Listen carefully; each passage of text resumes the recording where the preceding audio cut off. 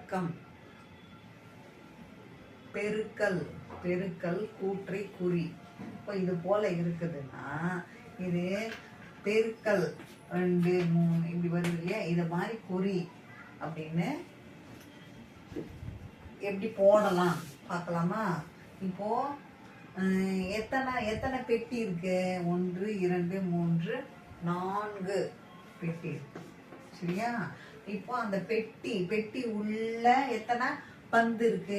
1 2 3 3 3 3 3 இருக்கா?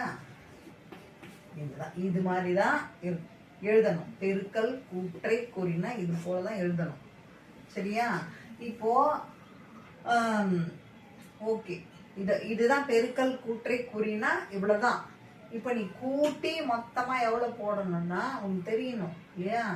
இது 3 3 3 3 இங்க இருக்கா? இப்போ உனக்கு கூட்ட தெரியல அப்படின்னா 1 2 3 4 5 6 7 8 9 10 11 12, சரியா? 12